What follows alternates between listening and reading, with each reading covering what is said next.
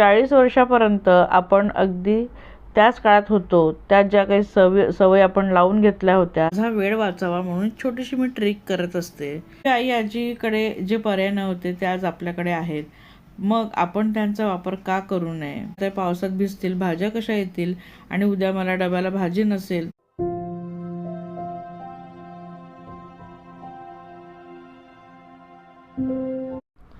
Hello, नमस्कार. कसे आहात? मजेत ना? मजेतच राहा. मी अनिता इंगळे मराठी ब्लॉग्समध्ये तुम्ही सर्वांचं स्वागत करते. मंडेचा दिवस आहे. मंडे म्हटलं की आपला पसारा खूप जास्त असतो. आदल्या दिवशी सुट्टी असते. मुलं आणि मिस्टर घरी असतात आणि मुलं काय करतात ना, ह्या बेडरूममध्येच अगदी त्यांचं म्हणजे ठिकाण होऊन जातं आणि ते इथंच अगदी म्हणजे बसलेले असतात दिवस रात्र. त्यांचे लॅपटॉप, त्यांचे टेबल, त्यांचे बॅग किंवा त्यांचे कपडे सगळं इथंच असतं आणि मग मी काही रविवारला लक्ष देत नाही. आणि सोमवारला जेव्हा ते ऑफिसलासाठी निघून जातात, मग मी हे रूम व्यवस्थित आवरायला घेते आणि प्रत्येक सोमवारला मी बेडशीट वगैरे चेंज करते. गरज पडली तर आठवड्यातून 2दा सुद्धा करते. आणि बघा, आता व्लॉगला सुरुवात केलीच होती की लाईटसुद्धा गेली म्हणून कर्टन्स मी ओपन केले आणि जी बेडशीट धुवायला काढते ना, त्यानेच मी अगदी झटकून घेतले व्यवस्थित. आणि तुम्ही गादी बघाल ना, ही गादी ना आमच्या गावाकडच्या कापसाची बनलेली आहे बरं का. आम्ही फॉर्मची गादी वगैरे नाही यूज करत.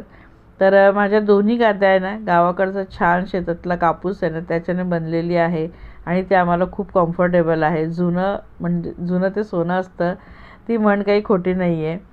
आणि आज असेच काही मुद्दे घेऊन मी तुमच्यासोबत बोलणार आहेत. जुनं म्हणजे सोनं. बऱ्याच गोष्टी अशा आहेत ना, ज्या जुन्याच छान असतात, पण काही गोष्टीला आपल्याला काळानुसार बदलायच्या असतात. ते म्हणजेच आपल्या सवयी. आपल्याला ना खरं आता बदलायला पाहिजे. 40 वर्षापर्यंत आपण अगदी त्याच काळात होतो. त्यात ज्या काही सवय आपण लावून घेतल्या होत्या त्या आत्ताही आपण फॉरवर्ड करत होतो स्वतःसाठी, पण त्यामध्ये ना खूप सारा वेळ वाया जात होता. मी माझा अनुभव तुम्हाला सांगते काही गोष्टींचा आणि त्यावरती मी मुद्दे देखील मांडते आहे. आज व्लॉग शेवटपर्यंत नक्की बघा प्लीज मैत्रिणींनो. नक्की हा व्लॉग तुम्ही बघायलाच पाहिजे. तर आपण ना काळानुसार अजिबात स्वतःला बदलत नाही. आपण त्याच जुन्या काळामध्ये त्याच गोष्टी आपण करण्यामध्ये बिलीव करतो. जसे की घरकाम अगदी जसं आधी करत होतो ना तसंच अगदी वेळेनुसार ते झालंच पाहिजे किंवा ह्या वेळेत ते झालंच पाहिजे आणि ते असंच केलं पाहिजे, तसंच केलं पाहिजे. त्यामध्ये नवीनीकरण काहीच नसतं. तोच आपला रुटीन असतो आणि मग आपलंच तुणतुणं वाजतं की आपल्याला वेळच नाही मिळत स्वतःसाठी. जर तुम्ही अगदी कामाचा अगदी एकत्र तुम्ही उखळीडा काढणार, त्याला खूप लांब लचक तुम्ही घासत राहणार त्या कामाला, तर तुमच्यासाठी कुठून वेळ मिळणार आहे? तर ॲक्सेप्ट करा ना, काहीतरी नवीनीकरण तुम्ही स्वीकार करा. आज काळासोबत चला. जुन्या काळाला थोडंसं विसरायला पाहिजे. नवीन काळामध्ये तुम्ही जगायला पाहिजे. किती साऱ्या गोष्टी आहेत ज्या आपल्याला अजून शिकायच्या आहेत. आपल्या मुलांच्या सोबत तर आपण चालू शकत नाही, कारण त्यांचं अगदी फास्ट लाईफ झालं आहे. त्यांचा हात पकडून नाही, पण त्यांच्यापर्यंत हात पोचेल तिथपर्यंत तरी आपल्याला नवीन गोष्टी शिकता आल्या पाहिजे आणि त्या आपल्याला करता आल्या पाहिजे. त्या नवीन गोष्टीमध्ये बऱ्याचशा गोष्टी अशा आहेत ज्या अजूनही 40शीतल्या माझ्या मैत्रिणींना जमत नाही आहे. चला थोडंसं रुटीन शेअर करते मी इथं, की थोडं मी बेड वगैरे छान क्लीन करून घेतला आणि बेडशीट वगैरे चेंज करून घेतली, जी दर सोमवारला करते. मुलांचं अंथरूण वगैरे आवरून घेतलं. म्हणजे एकूण पूर्ण बेडरूम मी अशी चकाचक करून घेतली आहे. आणि आता जे इस्त्रीचे कपडे जे आले होते ना, ते सगळ्यांचे आपापल्या कप्प्यांमध्ये ठेवून देते. इथं मी माझा वेळ वाचावा म्हणून छोटीशी मी ट्रिक करत असते. बघा, छोट्या गोष्टींना छोट्या ट्रिक आपण वापरणार ना तरच आपला वेळ वाचेल. आणि तो कसा वाचतो पुढेही तुम्ही आता पाहाल व्लॉगमध्ये. तर मी काय करते, इस्त्रीचे कपडे जे काही ना त्यांच्या कपड्यामध्ये लावून देते आणि जे आधी धुतलेले कपडे आहेत ज्यांना इस्त्रीला द्यायचे आहेत ना, ते त्याच बॅगमध्ये मी भरून ठेवते, ज्या बॅगमध्ये मी दरवेळेस देत असते.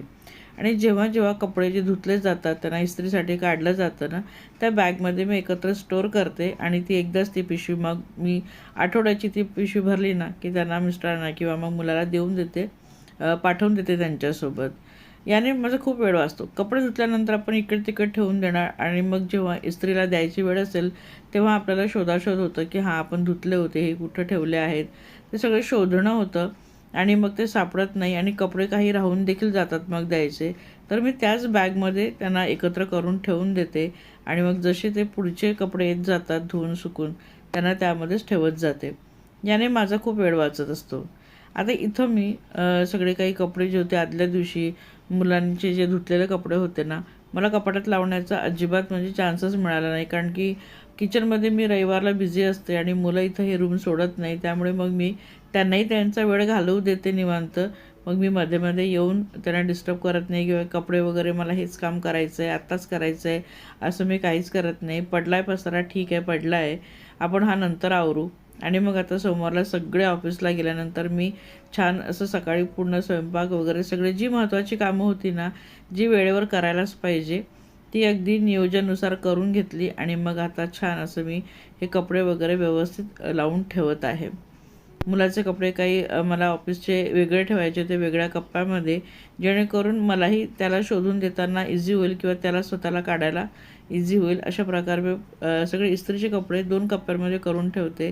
त्यामध्ये सुद्धा मी पॅन्ट्स एकामध्ये आणि शर्ट्स दुसऱ्यामध्ये आणि बाकी जे शर्ट्स आणि इतर जीन्स वगैरे ते दुसऱ्या कपाटामध्ये. तर याने देखील वेळ वाचतो.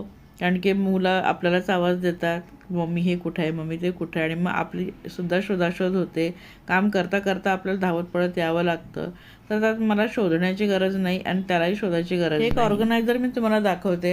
जेव्हा आणलं होतं म्हणजे ऑर्डर केलं होतं आलं होतं तेव्हा तुमच्यासोबत शेअर केलं होतं. असे 4 मागवले होते. यामध्ये बघा ते छोटे छोटे कप्पे आहेत, पण यामध्ये हँकीज किंवा मग चाबी किंवा मग सॉक्स हे सगळ्या गोष्टी आरामात येतात. आणि मी प्रत्येकाचे 4 इंचे 4 वाटून दिले आहेत. त्यांचे सॉक्स त्यांचे हँकीज त्यामध्ये येऊन जातात.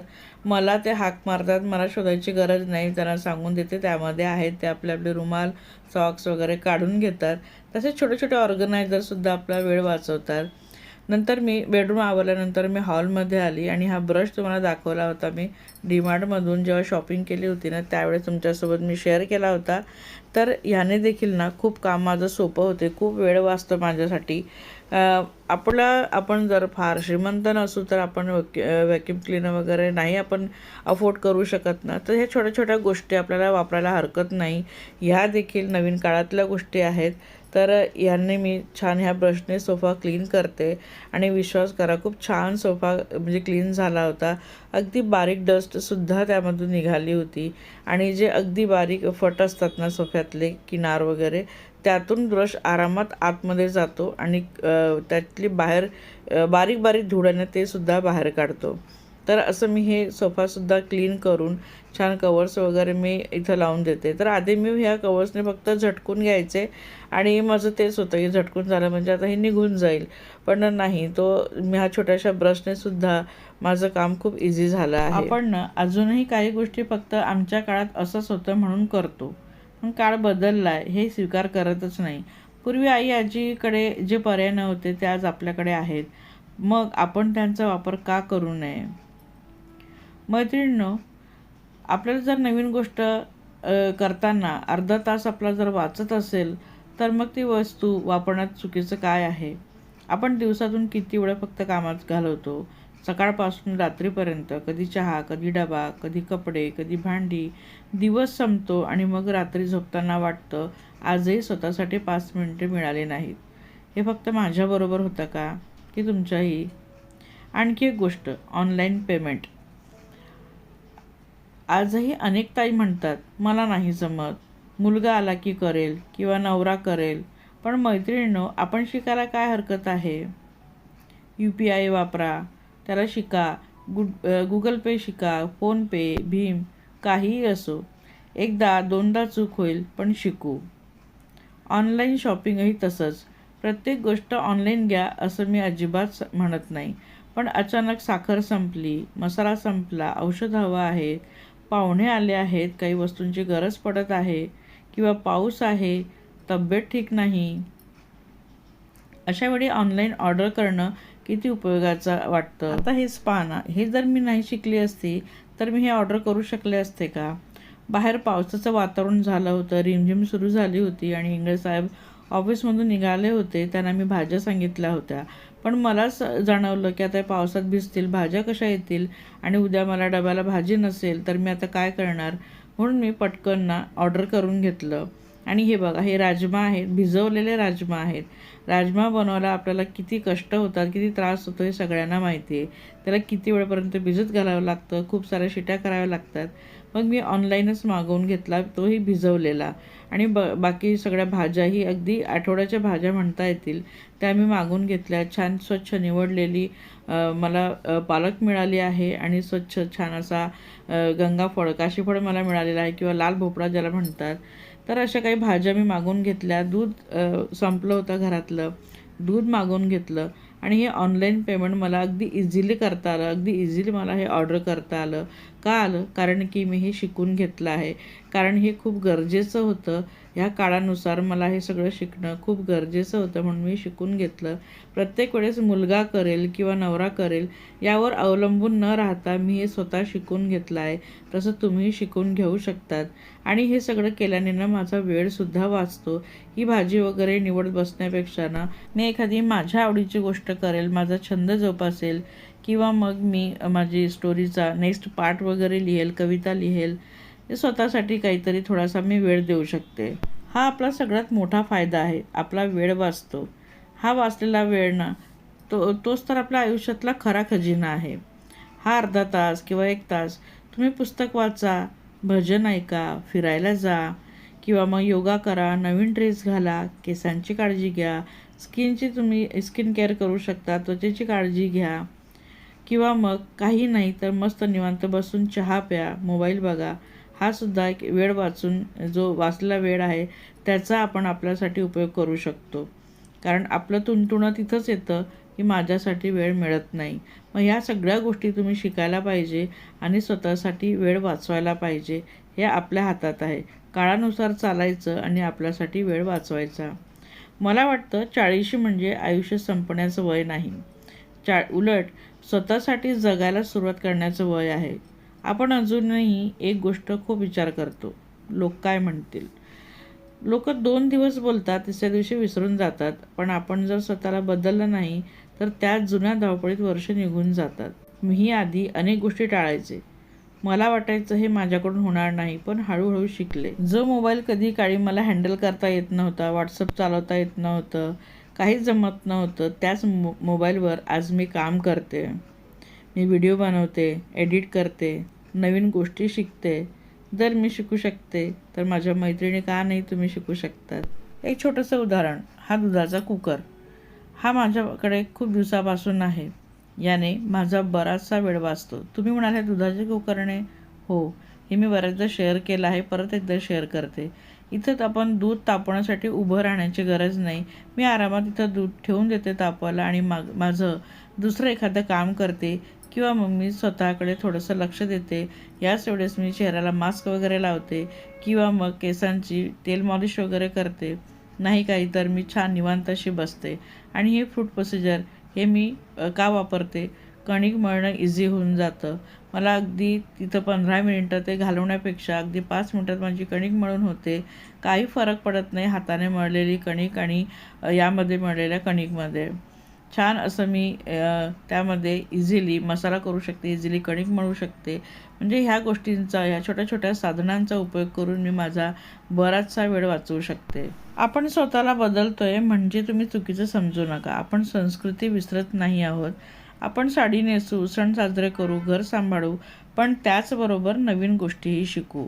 कारण काळाबरोबर चालणं म्हणजे स्वतःला सक्षम बनवणं आहे. तर फ्रेंड्स, आज मला कमेंटमध्ये एकच गोष्ट सांगा, तुम्ही अलीकडे कोणती नवीन गोष्ट शिकली किंवा अजून कोणती गोष्ट शिकायची आहे. मला तर खूप काही शिकायचं आहे, कारण मला नवीन काळासोबत चालायचं आहे.